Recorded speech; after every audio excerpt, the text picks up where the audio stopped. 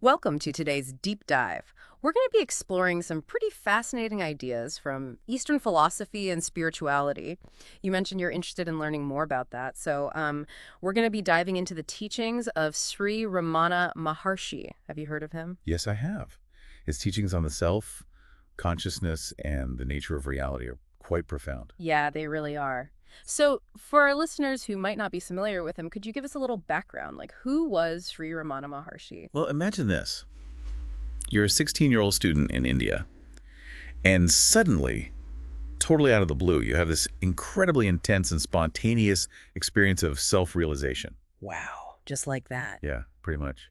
He later described it as this sudden fear of death, followed by this overwhelming awareness of I, not his body or his mind, but something much, much deeper. So no years of meditation or spiritual practice beforehand. Nope, no guru, no preparation, nothing like that. It was this pure consciousness that became the foundation of his whole life and his teachings. That's really incredible. So what happened after he had this experience? Well, he felt this irresistible pull towards Arunachala. It's a sacred mountain in India. Okay, yeah. He believed that the mountain's spiritual energy actually triggered his transformation. And so he ended up spending the rest of his life there, attracting all these seekers from all over the world. So Arunachala became like a symbol or an anchor for his teachings. You could say that, yeah. And his teachings all stemmed from his experience of this one fundamental truth, that consciousness is the only true reality. He taught that everything else, the physical world, our bodies, even our thoughts, they're just projections of that consciousness, sort of like illusions. Oh, wow. So it's not about finding something outside ourselves. It's more about realizing this truth about our own nature. Exactly. That's what he called self-realization. Understanding that your true self isn't your thoughts or emotions or experiences, not even your body. It's that pure, unchanging consciousness that's always there, underneath all of that. I can see how that could be a real mind bender. And the book we're looking at today, Be As You Are, seems to lay out his teachings in a way that kind of mirrors this idea of layers, right? Yeah, it does. It's actually a compilation of his teachings, organized by one of his devotees, and it's structured in a really brilliant way. It starts with his most profound statements about the self, about the ultimate reality, and then it gradually gets into more practical advice. Methods for realizing that truth in our own lives. So we're starting like at the top of the mountain with the purest understanding, and then we work our way down to how we can actually apply this. Exactly, and the descriptions of the self in those early parts of the book are fascinating. He uses metaphors like silence, bliss, the heart. It's all pointing to something that's really beyond words, but it's already present within us. Yeah. I remember reading that line, "You are awareness. Awareness is another name for you." It seems so simple, yet so profound, like it's right there. He had a way of cutting through all the mental clutter and just pointing directly at the truth. But as you said, the challenge is clearing away those obstacles, all the thoughts and beliefs that prevent us from recognizing our true nature. So how do we actually do that? What did he suggest? Specific practices or techniques? Well, he advocated two main paths. And these might seem a little bit contradictory at first glance. One is called self-inquiry, or vichara.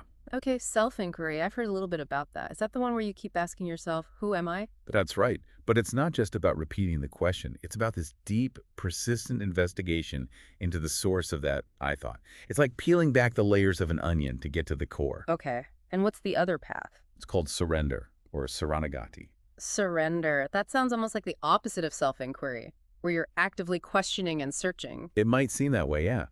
But what's fascinating is that Ramana Maharshi saw both paths as ultimately leading to the same place, the dissolution of the ego, that false sense of self that separates us from our true nature. So whether you're actively digging or surrendering completely, it's all about letting go of that limited sense of self. Precisely. And this is where things get really interesting, when we start to dive into the specifics of each path.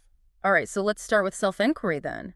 What did he say about how to actually practice that? What does it really look like? With self-inquiry, you turn your attention inwards, Yeah.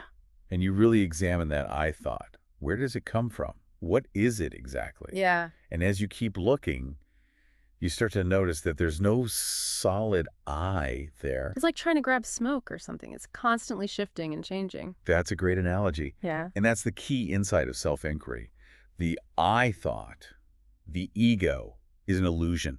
Just a bunch of thoughts and beliefs we identify with. You know, that reminds me of something I read in Be As You Are.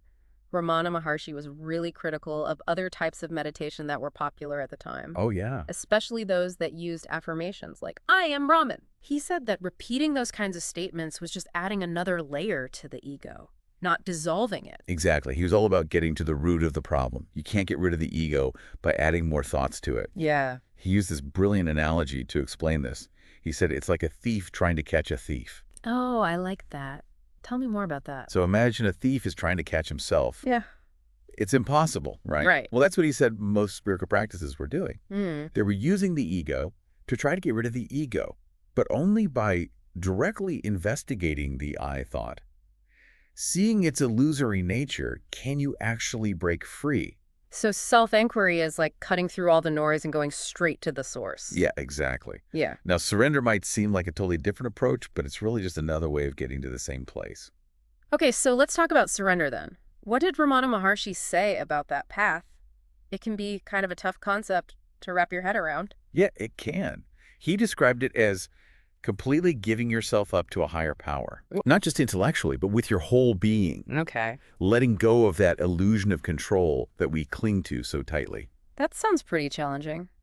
Did he suggest any practices to help cultivate that kind of surrender? He did. One of the practices he recommended was japa, Japa. the repetition of a sacred word or mantra. By focusing on that mantra, you gradually replace that constant stream of ego-driven thoughts with something much deeper. So it's like training your mind to shift its attention away from the ego and towards something more vast. Exactly. And as you practice this, you start to develop a sense of devotion and trust in that higher power, whatever you conceive it to be. Right. And that devotion naturally weakens the grip of the ego. It's like that saying, if you cling to the boat, you'll never learn to swim.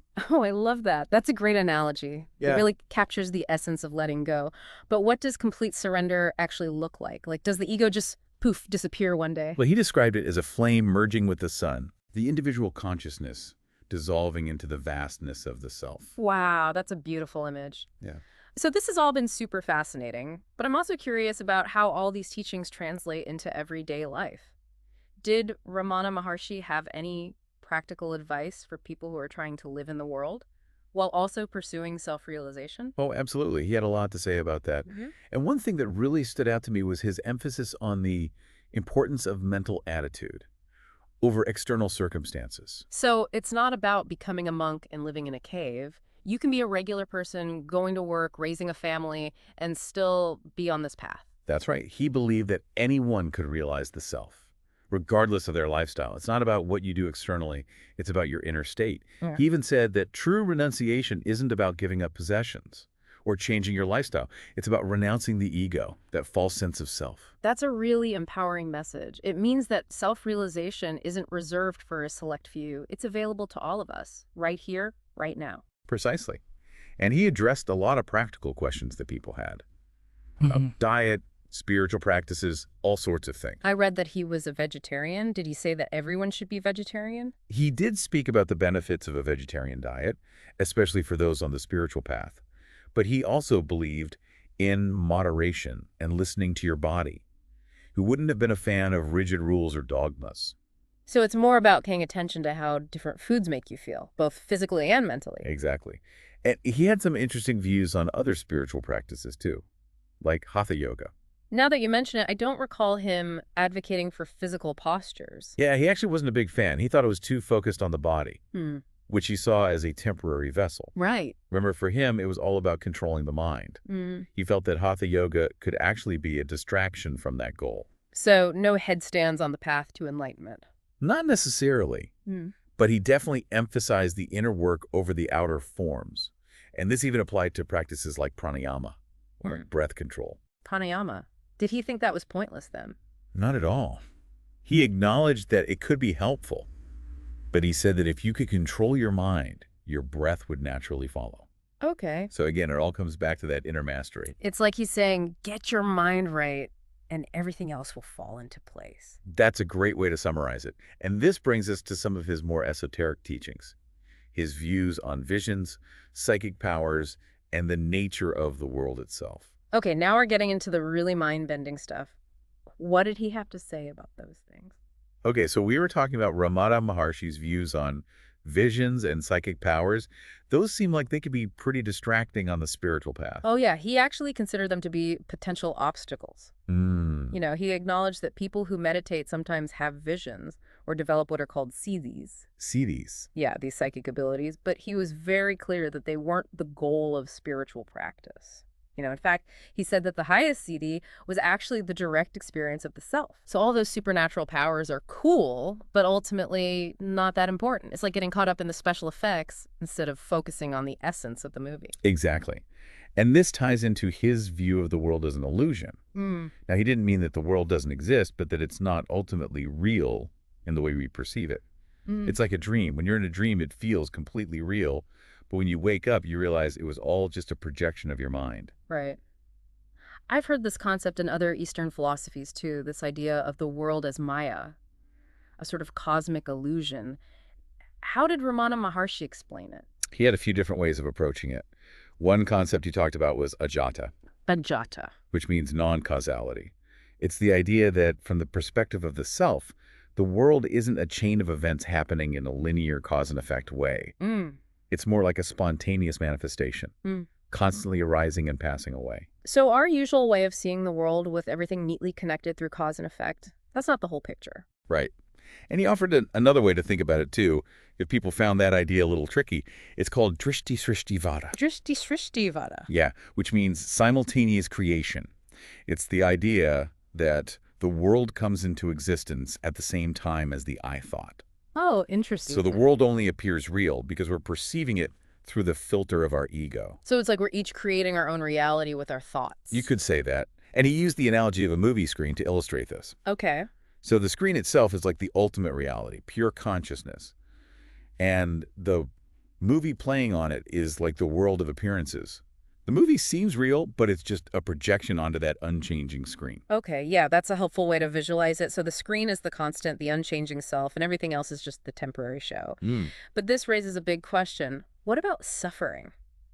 If the world is an illusion, does that mean that suffering is an illusion too? That was exactly his point. He said that suffering only arises from our identification with the ego, that limited sense of self. When we realize our true nature as pure consciousness, suffering disappears. So if we wake up from the dream, the suffering ends. Yes. And he even said that conventional morality, while it might be useful in the relative world, becomes irrelevant once you realize the self. The ultimate right action is to realize your true nature. That's a pretty radical statement. It seems like it could be easily misinterpreted. Definitely. But it all comes back to his core teaching. Consciousness is the only true reality, and everything else is a projection of that consciousness.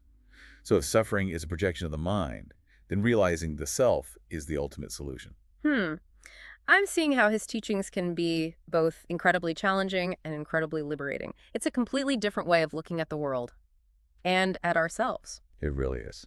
Well, I think our listener is definitely getting a good dose of that paradigm shift today. Before we wrap things up, is there anything else you'd like to highlight about Ramana Maharshi or his teachings? I think it would be helpful to touch on his views on the role of a guru. Yes, a spiritual teacher. Yeah. I was fascinated by that part of the source material, too. What was his take on the importance of having a guru? He definitely believed that a guru could be incredibly helpful on the path to self-realization. But he also emphasized that the true guru is within. So it's not about finding some enlightened being on a mountaintop. Not necessarily. He said that while an external guru can point you in the right direction, the real work happens within. And what about those who don't have access to a teacher? Is it still possible to achieve self-realization? Absolutely. He said that the very fact that you're seeking is a sign of grace, a sign that the inner guru is already working within you. That's encouraging to hear. It seems like he really emphasized the power of the individual to realize the truth. He did. He believed that self-realization is available to everyone, regardless of their circumstances. This has been such a fascinating deep dive. I feel like I've learned so much about this remarkable spiritual teacher, and I think our listener is walking away with a much deeper understanding of his teachings as well. I hope so. It's such a rich and nuanced philosophy with so much to explore. It really is. And before we let our listeners go, I want to leave them with a question to contemplate. Something inspired by Ramana Maharshi's teachings.